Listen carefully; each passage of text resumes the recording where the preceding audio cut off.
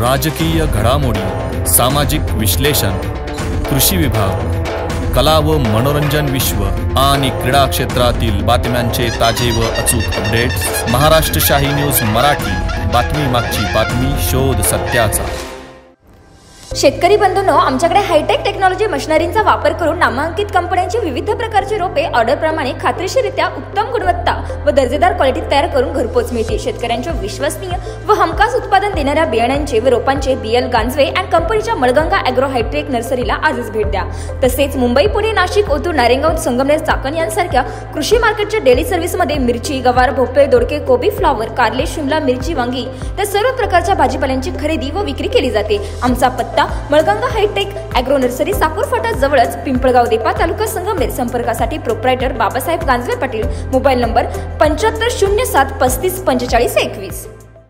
खासदार साहेब बोलल्यानंतर ते मला म्हणत होते अगोदर बोला, परंतु कार्यक्रमाला झालेल्या उशीर आणि प्रमुख पाहुण्यांना जे पुढचे कार्यक्रम होते त्यासाठी मध्ये कार्यक्रमात बदल झाला।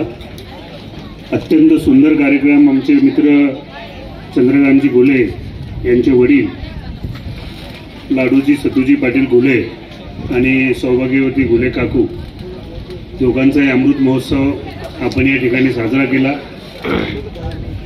पक्षाच्या राष्ट्रीय नेत्या तालुकाध्यक्षाच्या गावामध्ये येणं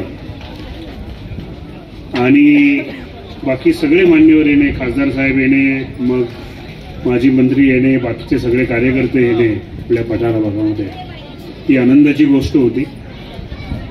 आणि सुप्रियाताईंचं खूप छान सुंदर प्रभावी भाषण त्यांनी केलं। खासदार साहेबांनी देखील अतिशय चांगले मुद्दे मांडलेले आहेत।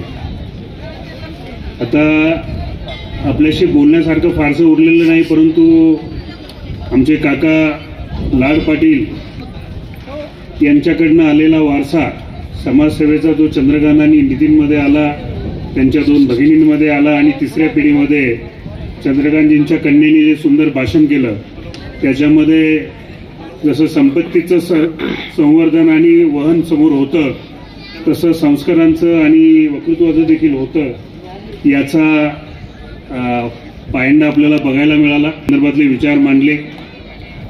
मूलभूत जे जग जितक्या वेगानं बदलत आहे, दीपकराव समोर बसलेले आहेत। माझी मतं थोडीशी डिफरंट आहेत, परंतु आता कार्यक्रम असा संपल्यानंतर ती मांडणं हा वेगळा भाग आहे। मला वाटतं आपण सगळ्या शेतकऱ्यांनी, मी शेतकरी आहे, शेतकऱ्याचा पुत्र आहे आणि सध्या शेतीवर जी आव्हानं आहे आणि जे जागतिक बदल होत आहे, शेतीपूरक व्यवसाय आणि शेती आणि शेतकरी यासाठी समाजामध्ये सम्यक विचार होण्याची गरज आहे। राजकारण आणि पायाकडचा फायदा दोन्ही घटकांनी बघितला नाही पाहिजे, सरकार आणि विरोधी पक्ष आणि स्वतः शेतकरी।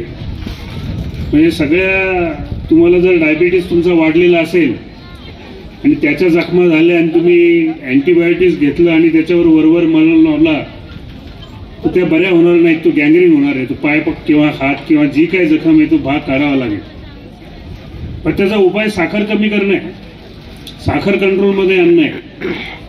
परंतु दुर्दैवानं या देशामध्ये नेतृत्व म्हणून जे काही लोक असतात, नेतृत्वाची व्याख्या बदलली।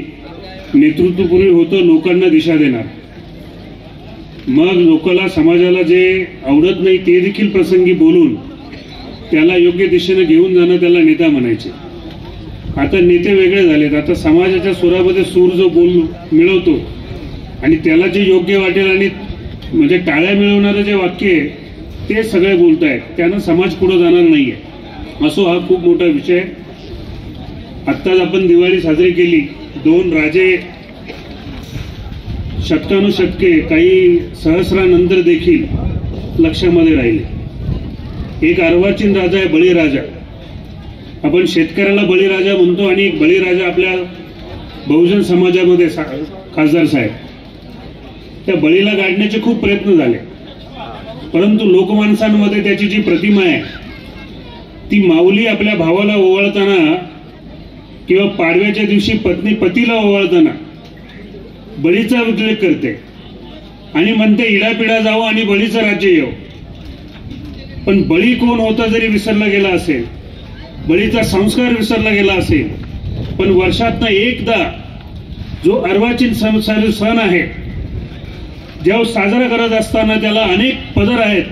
नरकासुराच्या वधाचा पदर असेल, प्रभू राम अयोध्येमध्ये आलं त्याचा पदर असेल, परंतु एक पदर ज्यानं रयतेचं राज्य निर्माण केलं, ज्यानं जनतेच्या मनामध्ये स्थान निर्माण केलं आणि आपल्या प्रजेची एवढ्या प्रकारे काळजी घेतली की त्याला पाताळात घातल्यानंतर देखील एक दिवस समाज माणसामधल्या प्रत्येक घटकाला, आमच्या सामान्य भगिनीला, आमच्या मातेला हे म्हणावं लागतं की इडापिडा जावो आणि शतकानी हजार गेली तरी बळीचं राज्य येऊ.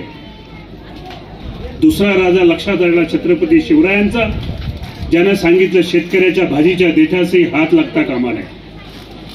आणि आज बळीराजाचा मेळावा झाला. बळीराजा देखील भुकेनं व्याकुळून तिकडे गेलेला आहे.